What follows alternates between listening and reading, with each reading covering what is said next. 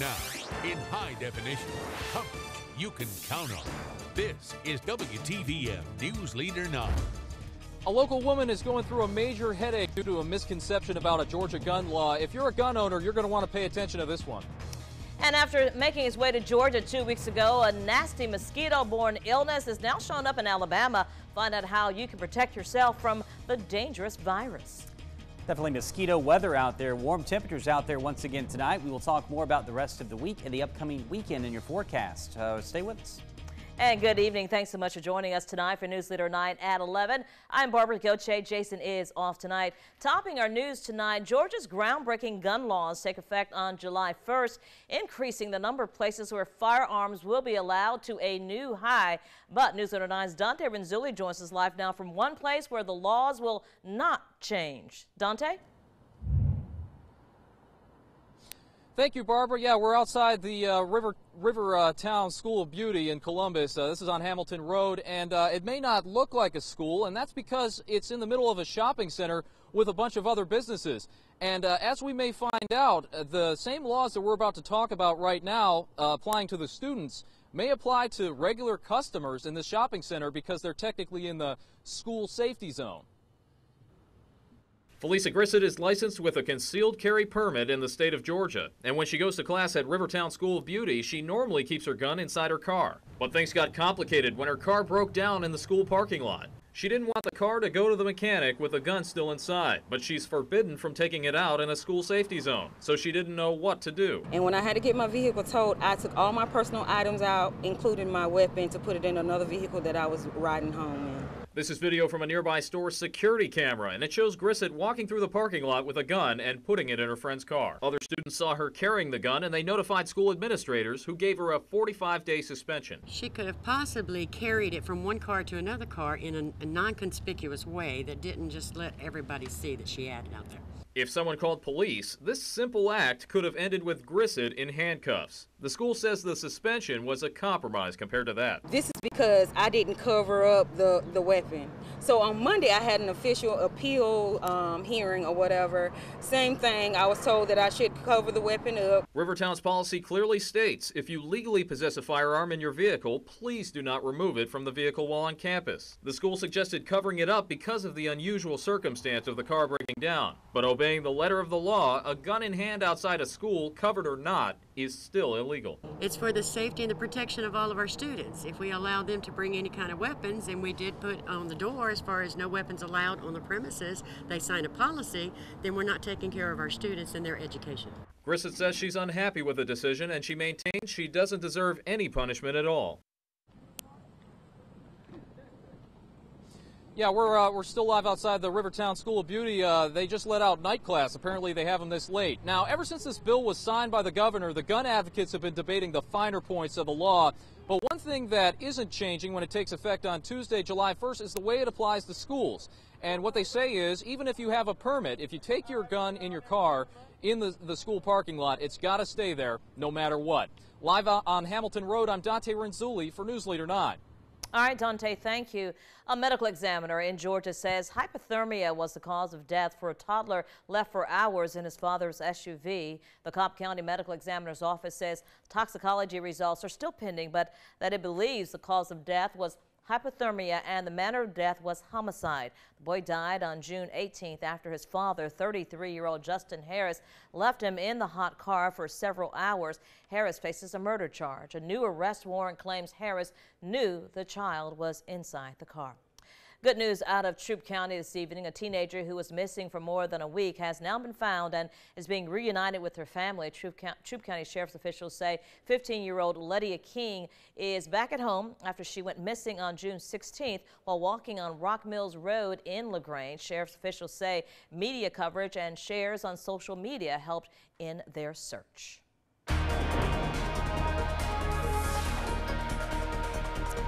Well, as you might expect this time of year, temperatures still warm tonight. 81 in Columbus, 75 in Albany, where they had a nearby storm earlier, 76 in Auburn, and 77 degrees in the city of Montgomery. Here's a look at the radar. We didn't have a lot of rain out there today, but where there were some storms, they were heavy at times with some thunder and lightning. There's a loop of what was going on today. Most of the rain down to our south along Highway 82. Not a great coverage of showers and storms on this Wednesday, especially when you compare it back to Monday and Tuesday. Tomorrow morning we'll wake up low 70s out there, some partly cloudy skies, and we'll get ready to do it all over again in the afternoon and evening. Better coverage of storms expected as we head through the day on Thursday. And don't forget about the WTVM Fan Club. If you have a new or gently used fan, donate it to the Gills Auto Sales locations across the valley. The Valley Rescue Mission will get those to folks less fortunate during these hot summer temperatures. We'll tell you a little bit more about those too coming up, Barbara.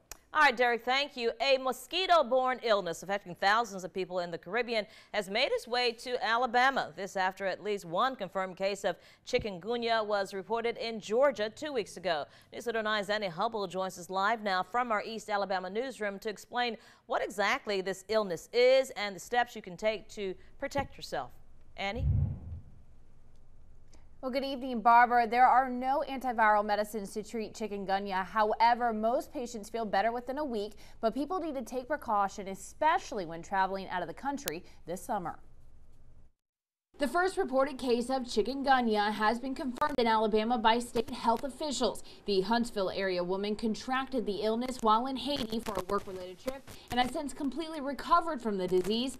And although the name might sound scary, experts say chikungunya should not cause any public concern. It's a mosquito-borne illness that we have seen over in this part of the world since about late 2013. It started emerging in the Caribbean. Symptoms of chikungunya can include fever and joint pain. The virus has now been reported in Georgia, Tennessee, Florida, as well as Alabama. The disease originated in Africa and Asia before being transported to the Caribbean. All reported cases in the United States have been discovered to be imported. It cannot be spread from person to person. A mosquito actually has to bite someone who's infected, and then the mosquito can then actually bite another person. So it's transmitted from mosquitoes. So you or I could not transmit it to each other. There is no medication or vaccination to prevent chikungunya. If you do contract the disease, symptoms usually start to show 3 to 7 days after being bitten by an infected mosquito. To avoid contracting this disease, use insect repellent. Wear long sleeves and pants. Stay in places with air conditioning and avoid standing water, especially when traveling. You just have to let it go its course and then actually treat the symptoms.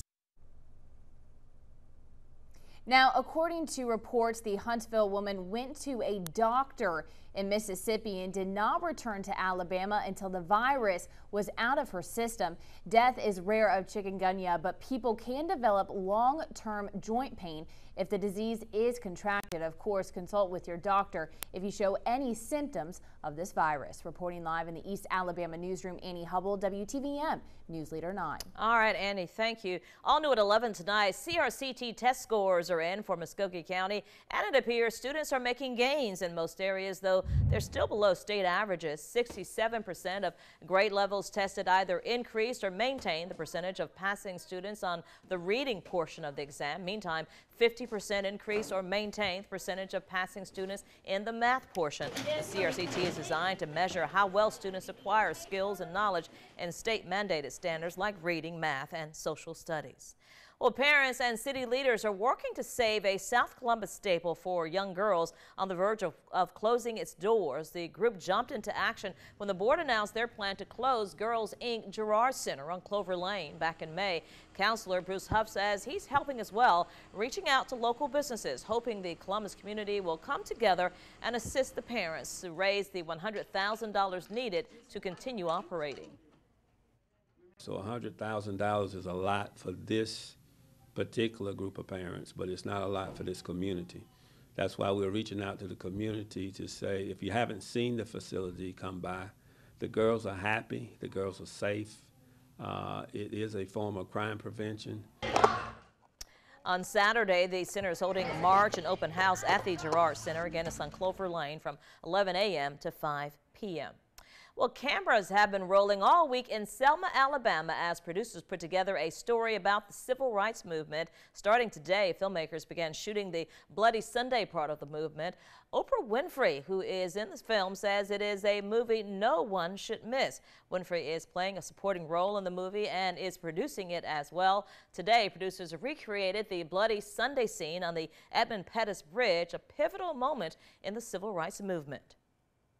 I would say the general public is not really familiar with the story of what happened in those 3 months from January to March here in Selma and also Montgomery. The general public doesn't know. The movie expected to be released nationwide next January. Alabama's first nonprofit breast milk depot has opened its doors in the state. The goal of the Mother's Milk Bank of Alabama is to collect milk and give it to babies being treated in neonatal intensive care units. The bank is located in Birmingham. Organizers say the milk is bottled and then shipped to a North Texas milk bank for pasteurization. After that, the milk is shipped out to hospitals across the South. A lot of doctors, a lot of lactation consultants, lots of nurses who continue to say, yes, we have this huge need here. There are so many infants that need this breast milk. Well, the site will eventually transition into a bank to serve babies in Birmingham hospitals, but first they must secure enough funding, buy the required equipment to sterilize the milk, and build a donor base. Well, coming up here on the news at 11, a man that could pose a threat to your children is on the run from police tonight. Find out how you can help them catch their suspect. That's coming up right after the break. You're watching News Leader 9 with Barbara Gauthier, Jason Dennis, meteorologist Derek Kincaid, and Dave Platt with sports. A man arrested for child molestation is on the run, and Muskogee County Sheriff's officials are asking for your help locating him. News Leader 9's Simone Doughton has all the details in tonight's Most Wanted. Meet Joe Morris Bush, a 47-year-old man currently on the run. Bush was originally charged with child molestation, and because he failed to register as a sex offender, a warrant has now been issued for his arrest. Muskogee County Sheriff Deputy Jeffrey Hackey says this no-show attitude among some sex offenders always ends with them back behind bars for simply not following certain rules. They have to come up and fingerprint every year on their birthday. Wherever it is that they register, whatever address that they say that they're going to be at is where they need to be, where we should be able to get in contact with them. Bush stands 5 feet 11 inches tall and weighs 190 pounds. He has a receding hairline with gray and black hair. According to Deputy Hackey, the area Bush was last spotted in was along Casita Road in South Columbus. By breaking the rules, Hackey says, makes the offense even worse. Each time you don't register as you're supposed to, or come up and get fingerprinted or anything else that you're supposed to do to keep from violating your order, it's going to take that much longer for you to get off the sex offender status. So it's best that whatever a judge orders for you to do, follow the orders and just go ahead and do them and get your time done so that you can try to get back to as much of a normal life as you can. Reporting in Columbus, Simone Doughton, WTVM News Leader 9. And police need any information you can offer them regarding the whereabouts of Joe Bush. All you have to do is call the number on your screen, and remember, your identity will remain anonymous. Turning now to our weather. Nice day out there today. Mostly dry for everybody, I think, Derek, but how about tomorrow? Barbara, we think the coverage of showers and storms might be going up a little bit tomorrow, but today, yeah, nice day out there. If you've ever wondered what June is like here in the South in the summertime, today would be your day. Very average temperatures, both for lows and highs. We'll be talking more about your day on Thursday and more about the upcoming weekend as well, right after the commercial break. Weather coverage you can count on from Storm Team 9 and the area's only live Doppler 9. Well, a good-looking Wednesday out there for you. 92 in LaGrange today, 88 in Auburn, and 91 in the Fountain City, 92 down in Eufaula, and 92 as well in the city of Albany. So a very average summer day for us, low 90s for most everyone across the valley. But over the next couple of days, we're going to see a warming trend. Back to 91 for Thursday and Friday, but by the weekend, we will start that upward climb. 93 Saturday, and how about 95 for Sunday? The mid-90s are going to stick with us next week, too. We'll show you that coming up in our 7-day forecast. Right now, now it is 81 in Alexander City, 80 degrees in Tuskegee, still warm in Columbus at 81. Both Eufaula and Albany at in the mid-70s. That's because they had some rain down there. Here's a look at the rainfall totals going back over the course of the last 12 hours, where we had at least 1/4 of an inch of rain. And you'll see today not really a lot of folks getting wet around here. The overall coverage of rain much lower today than it had been on Monday or Tuesday. In fact, right now we're not really left with a lot out there. Mostly dry conditions around here. Some light showers up in Randolph County. I don't think those will last for very long, but really the heavier rain today along Highway 82 from parts of Bullitt County down through Eufaula and Cuthbert, then back down to Albany. You see the loop here of what was going on today. In fact, if you were outside tonight and saw lightning, you were seeing lightning from some of these storms way down to the south in Albany. We call that heat lightning, and it doesn't really have anything to do with the temperature. We often see it in the summertime with these faraway thunderstorms. That lightning gets reflected in the atmosphere, and we can see it from these storms that are a very long distance away. That's why a lot of times we don't hear the thunder. Now, the coverage of rain should be a little higher tomorrow. Another disturbance off to our west getting set to move in. That'll provide a better focus for showers and storms, so do expect a slightly better coverage of rain, maybe around 30 or 40% for tomorrow, and really going all the way into the weekend. No changes as far as the coverage of rain is concerned, but it's the placement of those showers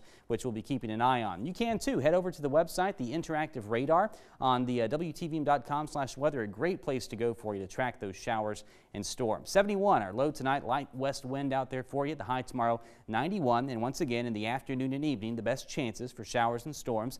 69 for Auburn and Opelika, and highs tomorrow afternoon over in East Alabama around 88 degrees for your Thursday. So we get you a little closer to the weekend with some rain chances staying about the same and temperatures going up. Next week, mid-90s are going to stick with us, and that's going to get us very close to the 4th of July holiday. And we'll be watching that forecast for you too here in the coming days, Barbara. But it's going to be hot, as it always is for the 4th of July. I think we can go ahead and pencil that in. Yeah. All right, we're looking forward to it. All right. Thanks, Derek. Well, coming up here on the News Leader 9, see the touching moments when a 3rd grader is reunited with her older brother after a deployment kept them apart for 3 years. We'll be right back. In New Jersey, 2 siblings are reunited after the eldest came back from a 3-year deployment. Pac Cherokee has the heartwarming surprise reunion, all new at 11. Like sort of like an explosion, because it just like blew up my mind. Pigtailed with roses in her arms, Riley Gardner has a smile that can make a grown-up teary. I never knew you would actually come here. Riley's surprise came to Chemung Elementary School. The children gathered cross-legged on the gym floor, while backstage, Riley's older brother, Navy Pay Officer 2nd Class Frank Tommy Schaefer, waited to surprise his little sister. They haven't seen each other in 3 years. It's pretty rough, you know, being away from family, especially a younger sibling, you know, being away for so long, you strive to get that connection back. Riley never lost the connection. A school project got the children thinking about a role model in their young lives, and Riley chose her big brother, a sailor deployed to Japan. Still hidden behind the curtain, Tommy read her words. An unsuspecting Riley listened. As long as I can remember, my brother has always been there for me. The brother she never expected to see came with flowers and hugs and tears. When he popped out, it was like, wow, I can't believe he's here. Neither could Riley and Tommy's mother, Deanne. Military service is a shared family sacrifice. I know my little one misses him, and I just, you know, very happy that they're together. So are Riley and Tommy. You know, we're gonna go out, hang out together, just me and her, so it'll be real good. And I can't stop smiling. Neither can we. Neither can we. What a great story. Love it. Coming up, the Braves Upton brothers having another big day in Houston. We'd take you to the action. Also, Vanderbilt and Virginia are playing for a shot at their first College World Series championship. Highlights straight ahead. And the NBA draft is almost here. We take a look at one of the players who could hear his name called first. Stay with us. Sports coming up next. Now, from Sports Leader 9, Kim Smith. It all comes down to one game. Tonight, Vanderbilt is taking on Virginia in the College World Series Finals, and the winner takes all. Both schools are on the hunt for their first ever national title. Scoreless in the first inning, runners on first and second. Vanderbilt gets aggressive with the double steal. The throw sails into center. Dansby Swanson comes in to score. Brian Reynolds gets greedy, is out at third as the Commodores go up 1-0. Virginia loads the bases in the sixth, trailing 2-1, and Kenny Towns hits a shot that Vandy is able to knock down. 1 run scores on the infield single, game tied at 2. And then top of the 8th, John Norwood off Nick Howard. Blasts one deep to left field, and it's out of there. Norwood with a go-ahead run. Vandy leads right now 3-2. In the big leagues, the Braves taking on the Houston Astros. Justin Upton coming off a big night with his brother BJ. Top 2, Upton sends this one deep to right field.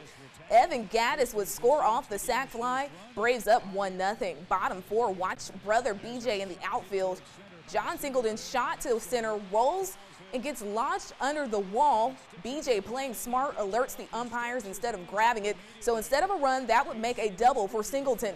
Top 7, Justin Upton having another great day. Fly ball deep to center field, and it's long gone. Upton's 2-run shot makes his 16th this season. Braves shut out the Astros 4-0.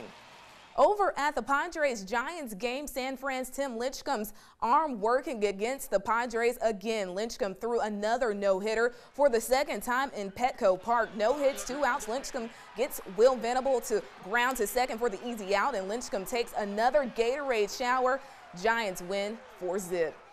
While the Lions are on the road, the youngsters are taking over the Civic Center. The Youth Indoor Football League championship games underway tonight. The 13 and 14-year-old Vikings taking on the Patriots. Sam Harris pitches to Isaiah McKisnick.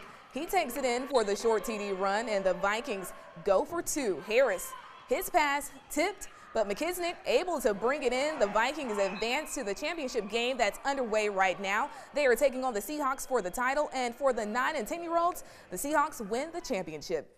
Big-time contracts will be coming on Thursday as some college basketball stars await to cash in on their talent. The NBA draft gets underway with the Cleveland Cavaliers with the #1 overall pick. Kansas forward Andrew Wiggins could be the guy they decide to take at the top of the board. The 6'8" forward averaged 17 points a game. Wiggins comes from a family with a lot of athleticism. His mom is a former Olympic track star, and his father also played in the NBA. Wiggins was amongst the slew of talented freshmen on the college basketball courts this year, and he's just a few hours away from seeing his dream come true. Tomorrow's a day that your destiny, everything changes, that all depends on the city you live in, where you can spend the rest of where you can spend the next 4 years. To the NBA, you're playing at the world's best, not just the best in the area, in the region, anything like that. You're playing against the best people in the whole world, so that's just motivation right there, to be the best and to conquer just being one of the elite players at the highest level of basketball. It will be an exciting day for these guys. Barbara, that's your sports. Back to you. All right, Kim, thank you. Up next, Derek has the last check of your forecast. Plus, this isn't a soup kitchen. We'll tell you how one man's act of kindness helped feed hundreds of people who live on the streets of New York. That's straight ahead. Well, a Chinese tycoon known for philanthropic stunts treated hundreds of New York City's homeless to an elegant lunch. Chen Gaobiao shook hands with guests as they arrived for their elegant meal. 250 homeless people dined on tuna, beef fillet, and berries with creme fraiche. Gaobiao says his goal is to encourage charity among China's wealthy. Very cool. Nice. Very nice dinner for folks who don't always get really nice food like that. So good for him, good for them. All right, so our wake-up weather. Waking up to temperatures very similar to what we've seen over the past few days, mostly low 70s out there. I think tomorrow and Friday about the same as today. I think a little bit better rain chance, though, coming our way tomorrow and Friday. But by the weekend, we will start a warming trend with the highs back in the mid-90s. That should stick with us all the way through next week, too. So your 4th of July, at least leading up to it, looking quite warm. All right, and today, dry, no rain. So yeah. it was a nice break from all of that A lot of folks dry today. All righty. Well, that is going to do it for us tonight. Be sure to wake up with News 9 morning starting at 5 a.m. Remember, get your updates anytime on our website, WTVM.com. Have a good night.